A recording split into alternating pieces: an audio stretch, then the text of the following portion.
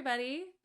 So, for those who are new, my name is Kennedy, and normally I share these videos with my mom and a guest or an honoree.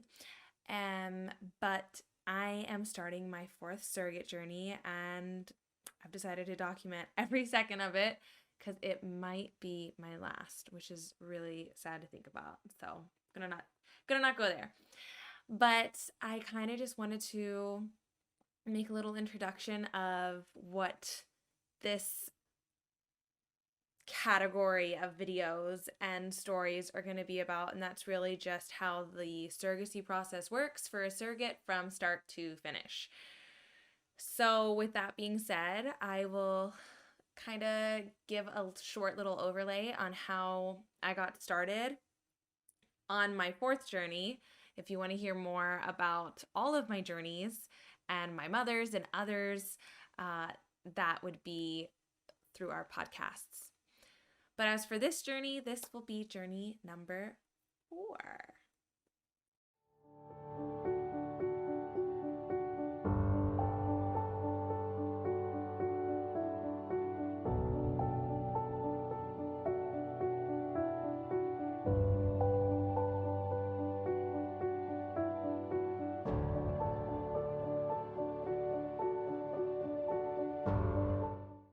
So hi everybody, welcome to me.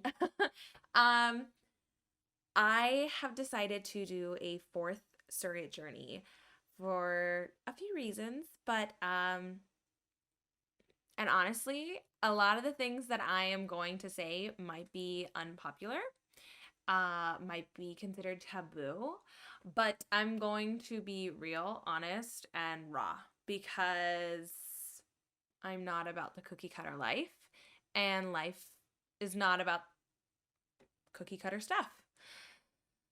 So I have decided to do a fourth journey for a few reasons. One, I absolutely miss being pregnant.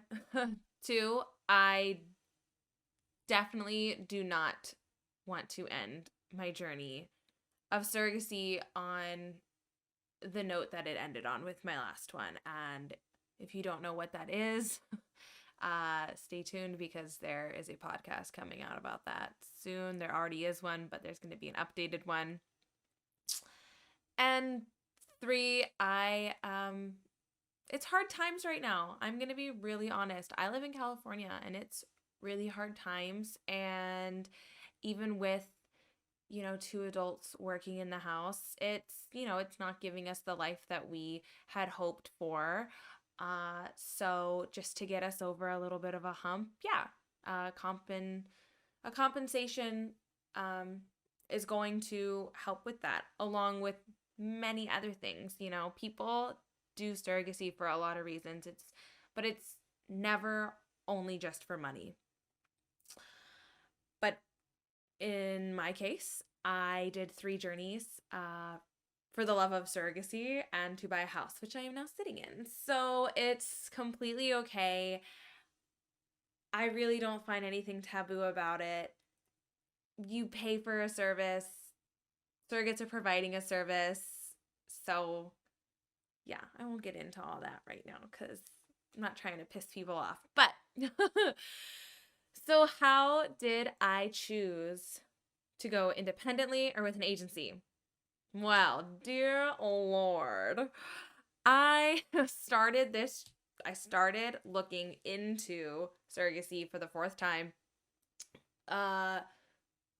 last July of 2022. I remember it was July 23rd, 2022 is when I applied to like 4 agencies. And I was like, okay, I'm calling all these people. Let's figure it out. Where do we want to go? What do we want to do? And gosh almighty, it's been quite the ride and so infuriating. So what had happened was I was talking with an agency and I told them straight up, this is what I want. I won't settle for less when it comes to compensation, when it comes to what I'm looking for in a couple. I just was strong-headed. I'm like, no, this is not how it's going to go. And I was really, really, really adamant on the fact that I wanted to work with a same-sex male couple. And the reason being is due to my last surrogacy, which I'm not really going to get into, but it was with a heterosexual couple and it did not end well. So because of my last surrogacy, I have a lot of reservations when it comes to what I'm looking for. Some might say it's picky, some might say it's demanding. It's really neither. It's just, you know what? I'm doing such an intimate thing with a person or people that I really need to be on the same wavelength and communication and respect and everything like that with them. So I was with this agency for, oh gosh, 2-3 months. And every time they're like, oh yeah, we have what you're looking for. We have a same-sex male couple, and we have them at the compensation that you're requesting. Okay, great. So let's go with that.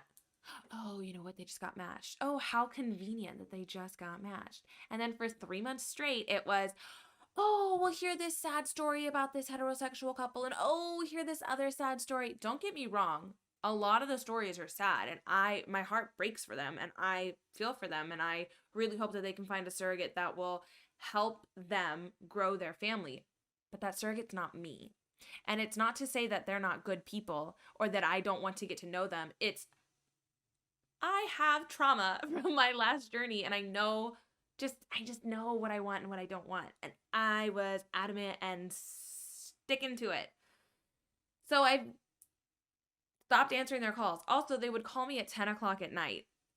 And they were East Coast. So don't really understand that. That was a huge red flag. So I was like, no. So then I went to a second agency, which I really did like. I have called about 20 to 30 agencies during this whole time. So this was about the 10th or 12th agency that I had called. And they had stated that they had couples, they had same-sex male couples.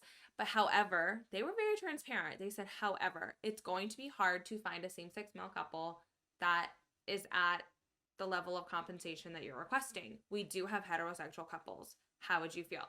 So we went back and forth for a while talking about, okay, like what am I willing to agree to? What am I willing to who am I willing to speak with? Like stuff like that. So it was I talked to them in September and I was working with them through December. We actually had This is what's crazy.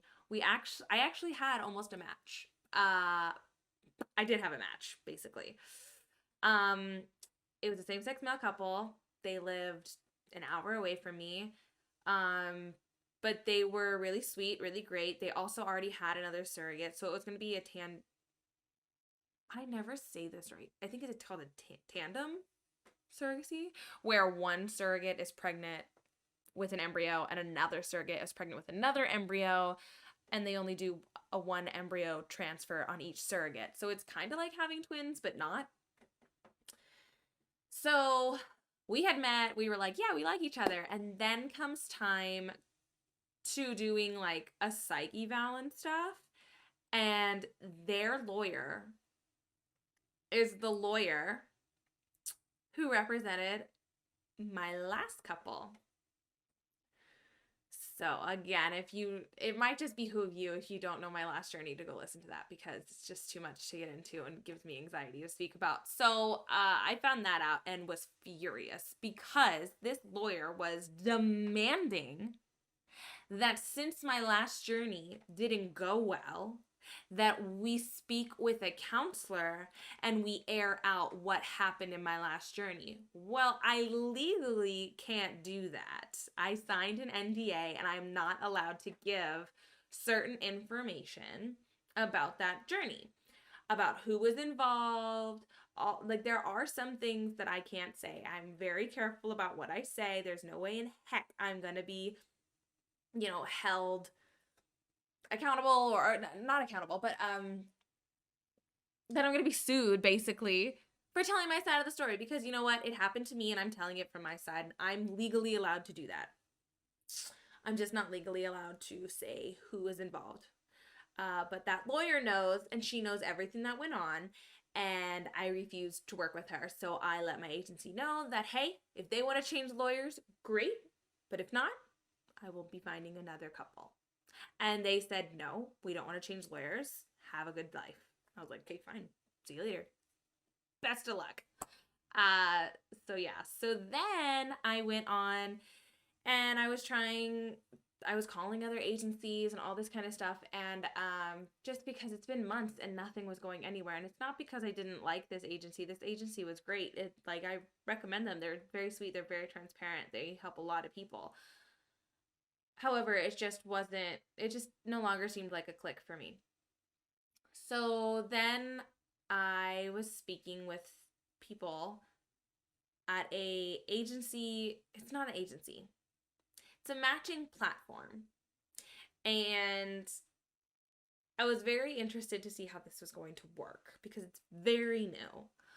So as I'm in this process, I know what I'm looking for, but I also have now come to the realization and acceptance that I'm probably not going to get everything that I want in a match.